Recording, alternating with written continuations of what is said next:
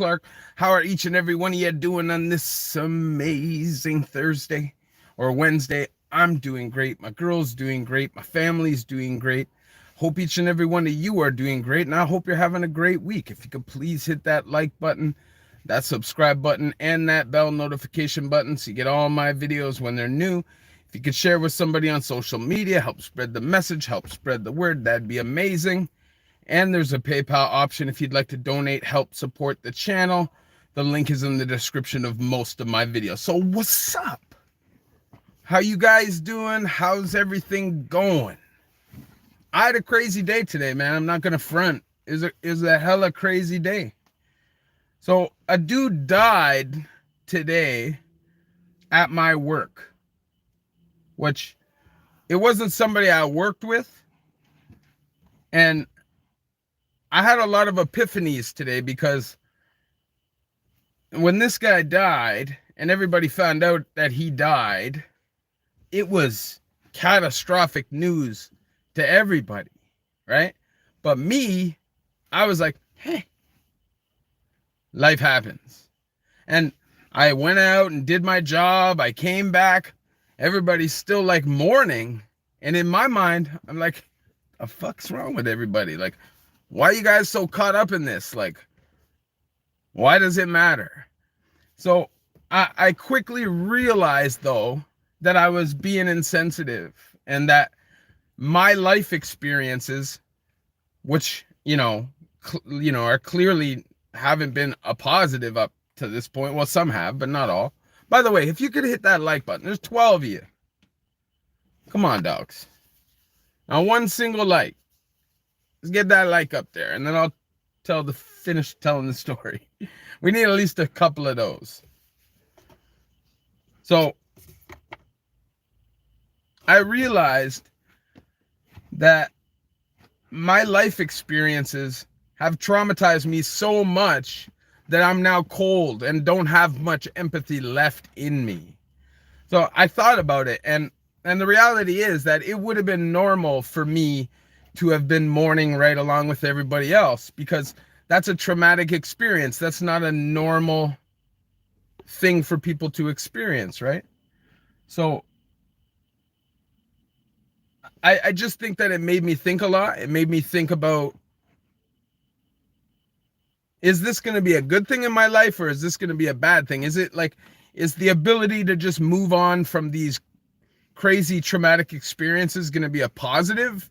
Not, because, life happens, right? Trauma happens in life. And if you're able to just move on from these things so quickly and continue with your life and not let it change things in the negative for you, is that a good thing?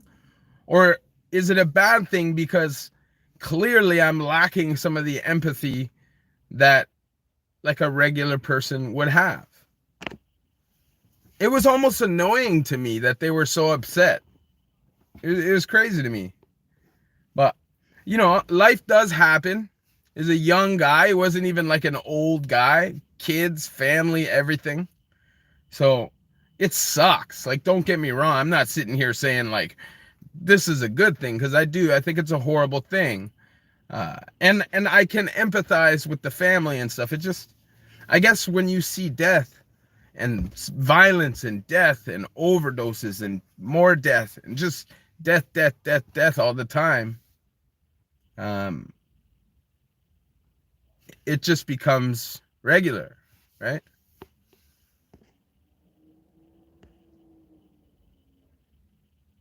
So let's say what's up to CDN Barbecue Mafia. Mel, what's up? Chad, what's up? Trevor, what's up? Jerry, what's up? Jake, what's up?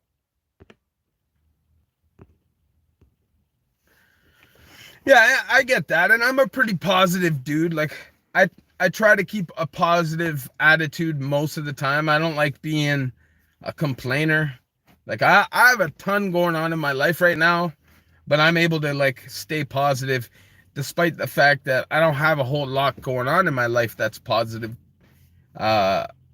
Just because it's just, when things start going bad, it always seems to be the case that things kind of snowball out of control. and it kind of, things come in kind of lumps. You know what I mean? Yeah, I just hit that like button for you. What exactly does the like button do for you, and how does it help? I'm a new subscriber since last week and love your content. Well, the more likes and the more engagement and comments and stuff, the more you're going to get into the algorithm, and it's going to help your videos be seen by others. Question for you. We're headed to Newmarket Court to support our kid plead to 9 years. Any advice you can give to the family, us attending? I would say try to keep your cool. I understand that if it's a first time anyways, these things are going to be very difficult for you, and it might be hard for you not to say something, because the judge is going to say things that aren't very nice, right? Like, the judge is going to state all the mitigating factors, but then all the other factors as well that aren't mitigating, and he's going to pretty much crush him, right? And try to build him back up. That's what a judge is supposed to do. But sometimes you can just get a piece of shit judge who just wants to hammer down on you and make you feel like, you know what I mean? So I would say just be supportive. He knows what he's getting into if he's pleading. And just do your best to show him that support. You can't talk to him. You're going to get him in trouble if you talk to him. You can, say what's up, whatever, do your thing. But you're not supposed to talk to them. So I would try to limit that. And just, be as supportive as they need you to be. Judges lack empathy. A lot of them, for sure. Steve, what's up? Everybody does take grief differently. I agree. GM, what's up?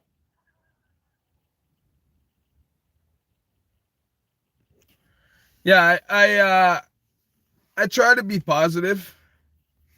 You know what I mean? That's something I try to do. And I don't know. I don't see a whole lot of logic in just letting negative things bring you down, The reality is life isn't going to stop because you get depressed or you get sad. You know what I mean? So if you fall into depression or let things hold you back, then you're just going to fall back more. And that's not what I would want. Start getting his stuff like TV, clothes. Yeah. Start getting this stuff together. A fan is a necessity. A TV is a necessity. I think you can only have a 19-inch. I don't know if they've changed that. And a fan, you can't have more than a 12-inch. And it can't be like some crazy super fan. Just get a basic 12-inch fan in a plastic body. That's what you want. What type of crimes give you 9 years? That seems a lot. There's a lot of crimes that could get you 9 years. Anything from armed robberies to a shooting to major amounts of narcotics. What else? Attempted murder, aggravated assault, if it's really, really bad. Like maybe like a grape charge, like an actual grape charge, not an actual assault. There's lots of charges. Arson is a very bad charge you could get a lot of time for. Human trafficking, you get a lot of time for that, man. Jake, man, thank you for the $27.99. I appreciate that. Yeah, gun charges. If you have a certain amount of firearms, a certain type of firearm, it's quite easy to get that kind of time. So there's lots of things. Full of questions for you. Have you ever heard of applying for parole at 1/6? I work for a lawyer, and I've not heard of that. So accelerated parole used to be a thing. It was at one point almost 100% if you didn't have any violent convictions. Okay, so if you were a first-time federal offender with 0 violent convictions, right, you were almost guaranteed to get accelerated parole, which was 1/6 or 6 months, whichever one comes later. And they're not going to let you out the earliest. It's the later of the two. So yeah, that's how it works. Our kid had possession of 2 handguns, proceeds of crime, 12 pounds of cocaine, fentanyl, 700. Yeah, okay. Yeah, easily 9 years. 9 years is actually not a horrible sentence. I saw a guy get 3 years for 1.5 fentanyl patches. First ever federal offense. Just petty stuff prior to that. When it comes to that stuff, man, they don't care. They come in with like hazmat suits, you know? They don't play. Fentanyl charge is like by far worse than any other drug charge, right? Because they're going to look at it basically like an attempted murder charge. Yeah, it is definitely a generous offer. He most likely doesn't have a very long history.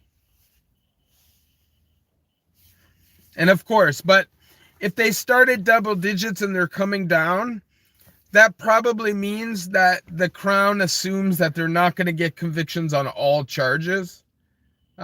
So they kind of compromise, right? SS, life on the road's great, man. It's tough. You know, I'm not gonna lie, it's 10 times harder than life in prison. It is. Because of all the responsibility, you know? And it's not, if you're jumping around couch to couch, smoking drugs and doing stuff like that, that's different. But if you're actually like living like a responsible life, it's hard, man. Shit ain't easy. He's got no prior, that's why. You should talk about new life, not old time. Time to move on to better things. Yeah, I understand that, but because of all of the things that I've been through, I feel like sharing my experiences with others can offer them the opportunity to not go through that, to see the consequences of that, right? A wise man learns from others' mistakes. That's a fact. Do you or other guys wrap your hands when hitting the bag in the bin? Oh yeah, no, 100%. You not only wrap your hands, you're also going to have your own gloves. You know, there's some dudes that are crazy and might just have wraps or whatever, but for sure. Yenica, what up? Shout out to Kelowna. I agree and disagree. Your insight and experiences have helped us greatly. Yeah. You know?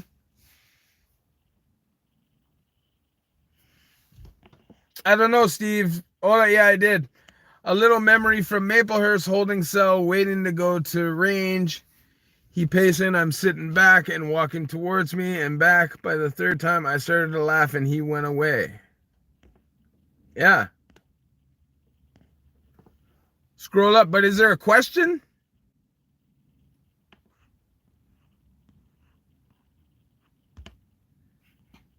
I saw ya. It's hard to keep up with everyone sometimes. That's a stupid statement. He made the channel to share his life's triumphs. But I can understand the sentiment of somebody saying like it's not necessarily a good thing to hold on to your past if you want to move on to the future, right? I get that. But I feel like I have a wealth of traumatic experiences and life experiences that most people aren't, like 20 people aren't going to go through that, right? So if I'm talking about it, then it gives people the opportunity to hear real life consequences, like real shit. You know, not some suit telling you, not some fucking educational video in your high school telling you, somebody that you can look at and relate to telling you it's no good, man.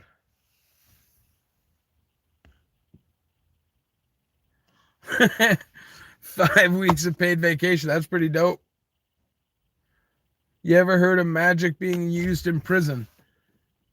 I'm sure that there's been people that are crazy and think that they're able and capable to put spells and stuff like that. And hey, who knows, right? The way the world works, we don't know everything. We'll never comprehend everything. So, hey, maybe that stuff is real. Maybe if somebody does drop some legit like voodoo on you or something like that, with some real negative intent behind it, that's crazy. I'm sure it's been done before. Do you know a lot of guys on the inside that are institutionalized? Oh, 100%. I've had a warrant out for a couple months now, and I have no intention of turning myself in. Well, why would you? You know, unless it's like petty stuff, you might as well live life. Now, don't go out and destroy yourself and your future, and don't put yourself at risk of losing your life over, not doing your time. But, some people, man, it's their choice, right? Never comment. I've reached out. I'm good. I'll take a pass on that one. Your sharing today already helped one family with the son that's going down for 9 years. Appreciate that, Trevor. Thank you. Chat's fast. Yeah, Matt, you ever see lifers switch up and start ratting on their fellow inmates? Oh, this is the thing. A lot of lifers are serious and dangerous, and then a lot of lifers are dangerous in another way. I like hearing your stories, bro. You seem like you were a local legend.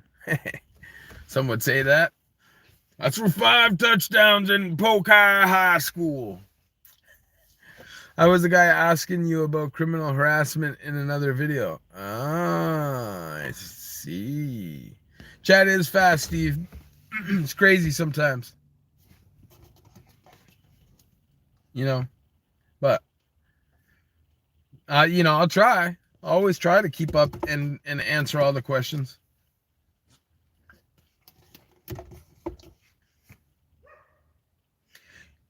Could you be a snitch and still be dangerous? 100%. Some snitches are the most dangerous guys around. It doesn't mean they won't kill you. Look at a dude like El Presidente. You know what I mean? Like serial killer. Some guys just don't care, they'll kill you, they'll rat you out, whatever it takes to win. Nick, what's up? The one story about you running from the police and hiding at the party was a good one. Yeah, and that was a story that happened literally when I was like at high school age and was just a crazy day of my life. Being in prison all these years, is there a difference in culture from guys from BC, Edmonton, the Maritimes? I would say definitely. I would say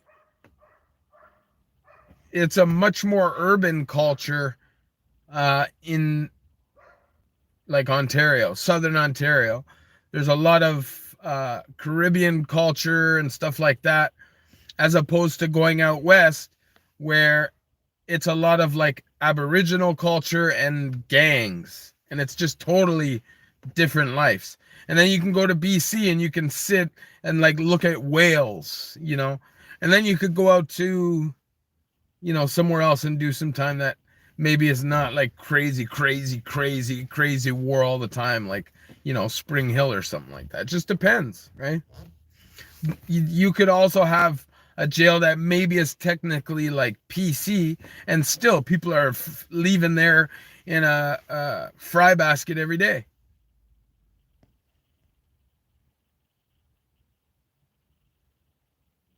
Yeah, Newfie. I know quite a few Newfies, actually. I heard that in Edmonton, the white guys are harsh on their own people that do drugs, whereas in BC and Ontario, lots of our white guys do drugs. That's a fact. I don't know what it's like in Alberta, but I do know that in Ontario, when I was doing time, even like white gangsters are doing drugs. Now, you can be in certain organizations, though, that don't accept that, that look down on it. Trevor, man, I appreciate that. Thank you. Been watching Republic of Doyle lately. Newfoundland is an epic province. Oh, for sure. Yes, long time, brother. I hope everything has been well for you. You got the notifications on. All right, appreciate that. Generation 913.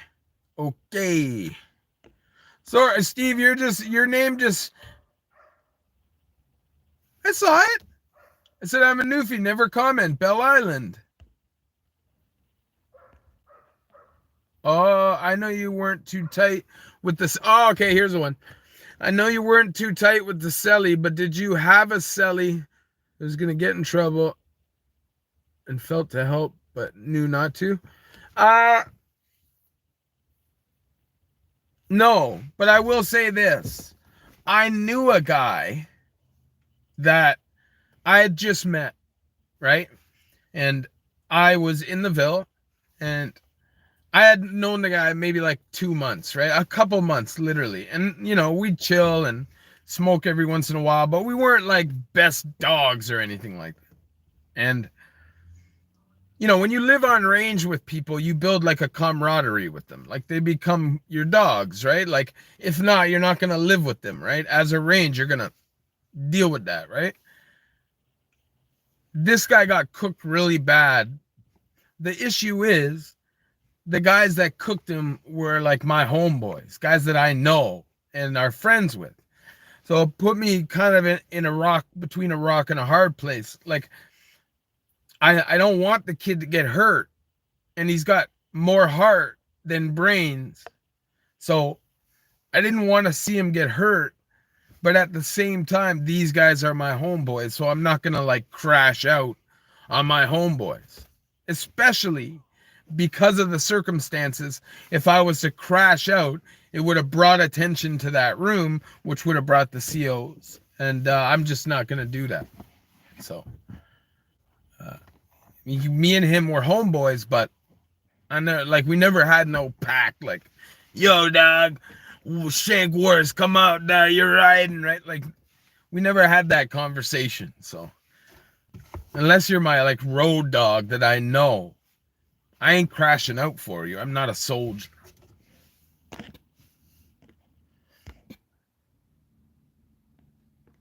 Newborn assassin, Wagwan. Come on, guys. Let's all hit this like button. You already know. Matt, what is your experience with Asian inmates in prison? Yeah, there's not, like, this is the thing. The only jail that I was in that had a lot of Asian dudes was the West Detention back in the day. They had a whole block, like a Chinatown range. There's always a 1-2 Asian guys. But they don't seem to like get arrested the same, right? They're not usually out doing like junky shit and getting arrested for junky crimes. The only Asian dudes that you typically see in jail is like in the pen, they're gonna be like guys typically, right? And if you see them in provincial, they're either gonna be a guy, or they're gonna be like an old man in on a domestic.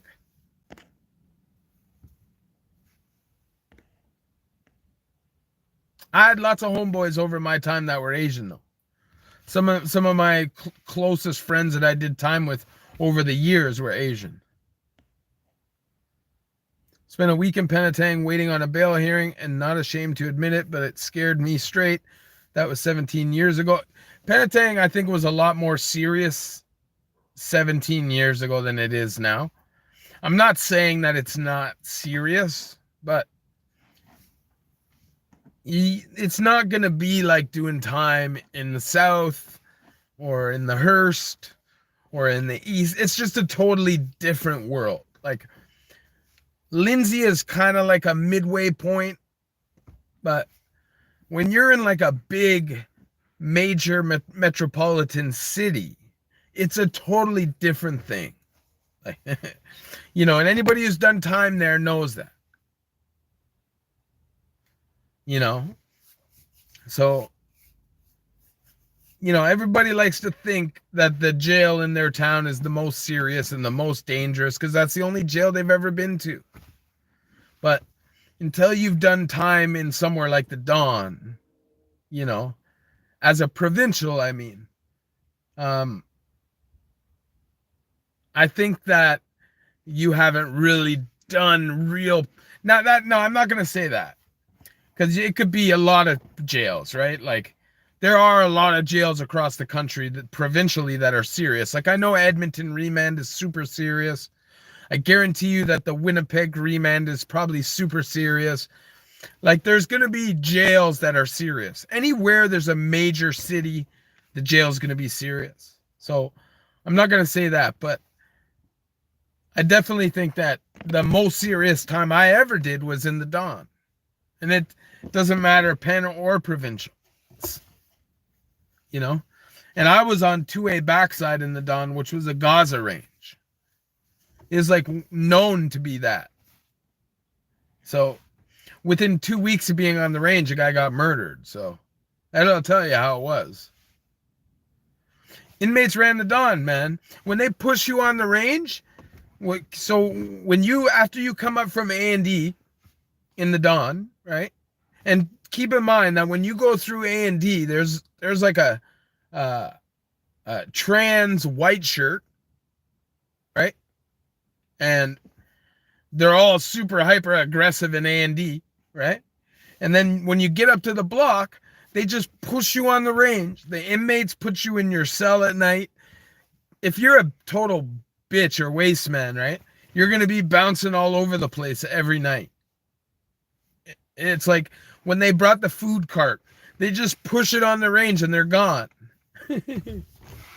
See, in other jails, like when you were in the West or something like that, it wasn't really like that. Like they're fully aware of what's going on. Guys still get punked for their food for sure in every jail because you just make it seem like trades.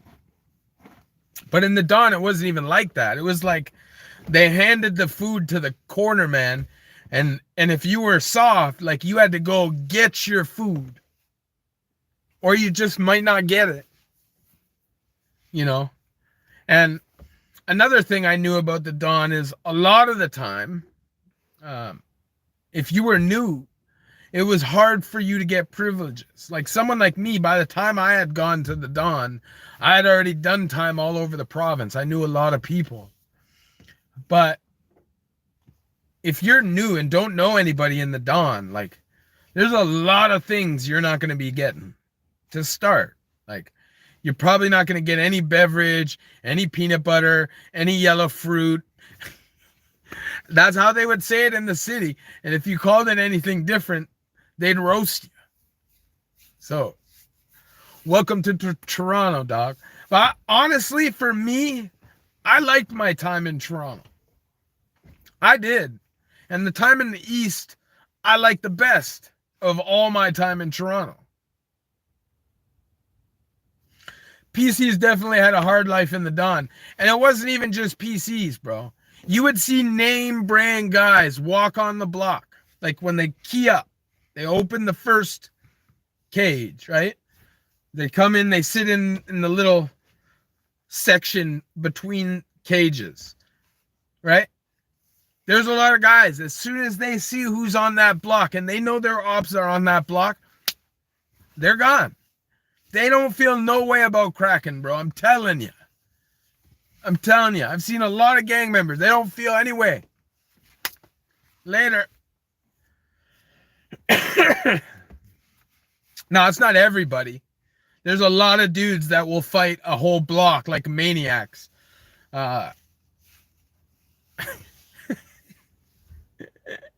My boy got kicked in for saying peanut butter instead of brown butter. So I'm telling you. What do I think about the Hearst? I think it's the absolute worst time, like in terms of sucks, in Ontario. Like, it's stripped down super jail time, right? Which sucks as it is, right? The food sucks. It's just cold all the time. It just sucks, right? And then you have like savage, like Nazi guards that are just like military guards, right? They smell weed, you lock down. They smell cigarettes, you lock down. Like anything. So I'm sure like over the years, if you're on a block and that block has respect from certain feds, they'll probably leave you alone. You'll be able to do certain things. If you have some high ranking guys on your block, maybe like some, but I don't even know if the Hearst even runs like that. Like, it's savage. Like, you go to a place like Lindsay, although it can be pretty savage. Like, I've seen some savage stuff happen in Lindsay. But at the same time, like, you can, like, smoke freely in a lot of places. Like, it's not really, like, super hardcore as in terms of that kind of stuff. So, guys are chilling and working out and have water bags. It's not like the Hearst where they see a water bag, they're like, oh, well, they're stabbing that water bag. You know what I mean? The Hearst, they just seem to want to make your time difficult. So I would say in Ontario, in terms of sucks, it's got to be the worst. Yo, fam, you hear about the inmate that was tortured by COs and killed in Oklahoma? Yeah, baby shark, man. That's crazy. Doing time in the States in some places is no joke, man. They're private jails with like limited budgets. They're feeding their guys spoiled food if they're feeding them at all.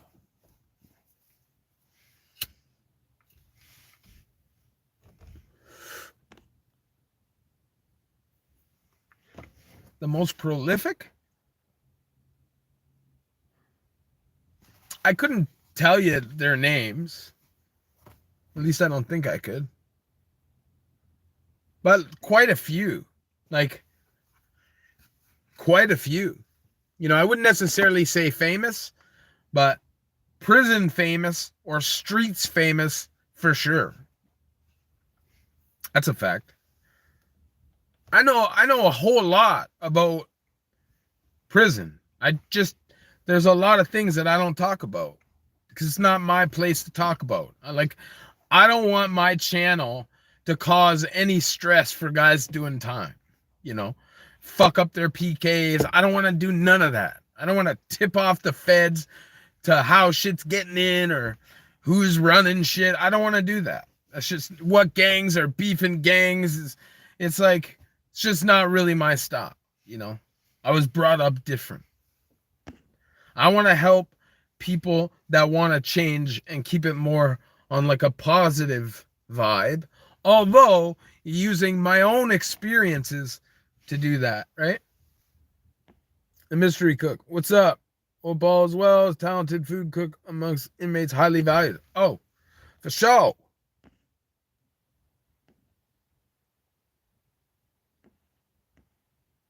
Hello, man. Yeah. I've been thinking of moving to Canada. Seems way more chill. It's super chill. They definitely feed you enough to keep you alive. And not every meal y'all have in prison is going to be horrible. Especially in the pen. You can have some good meals in the pen. The COs are the #1 importer of contraband runners, gunners, run. Oh, yeah, of course, everybody knows that, but I'm not going to tell you how they do it, right? Canada isn't chill in the big cities. Niagara Falls is turning into crack haven. There's a lot of places getting run down by drugs. That's a fact. I was actually in Niagara Falls fairly recently, maybe a month ago, and it was pretty sketchy down there at night along the strip. Never claimed kosher or halal. No, you don't get enough food. I just ate, buy meals, trade for meals. This is how I live. Just got off of doing a bit in the South and Patang. Yeah, you know how it is over there in the South. You could have time in Patang and then do time in the South. It's totally different. Do time in Lindsay, do time in the South. It's totally different if you're in not direct or indirect, the bad one. It's totally different. How many years you get for an illegal firearm in Canada? Here in Australia, you get at least 2 years for a handgun. I would say it's probably similar. You probably get 2 years for a first handgun, first offense with no priors. I'd say that makes sense. You can't just, you can claim it, but you have to be able to they're going to ask you some things that if you're not into your culture, you're probably not going to know. You understand? At the dawn, I heard you needed an imam or a rabbi. That's what you need. And they're going to question you on certain things, right? I'm on here for like 2 more minutes, guys.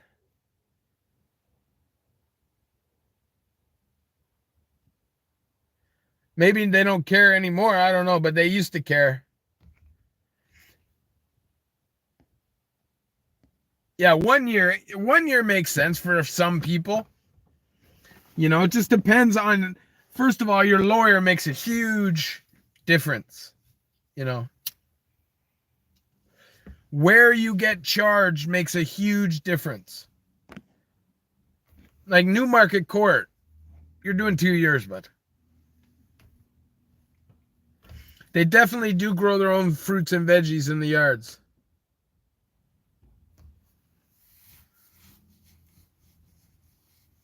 Yeah, that's crazy, man. The trans inmates going into female blocks. They're inmates. Like, they're not in prison for being honest. You know what I'm saying? So to assume that they're just being honest and they're not going to go in there and just grape is crazy. Especially considering if you look at the records of most of them, there are hideouts, check-ins, and grapists.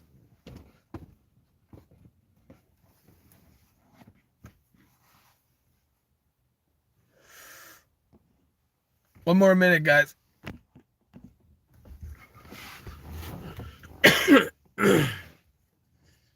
Popo don't bug me. You just gotta stay low profile. Don't drive around too late at night. That's one thing I never do. Like past like 9 o'clock, I'm in. I'm not driving around doing crazy stuff. Multiple males, one car. I don't do it unless it's family. I'm not doing it. Maybe one other male, maybe, and my girl. That's it. Ever ran into a cop who arrested you? No.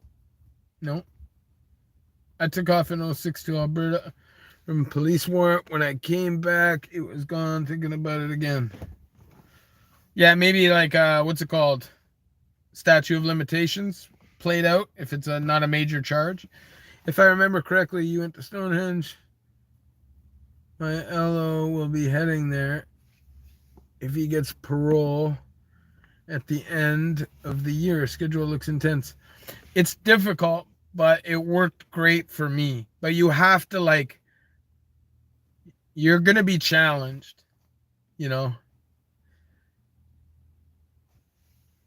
Appreciate you guys, man. I got to go though. You already know. Love y'all.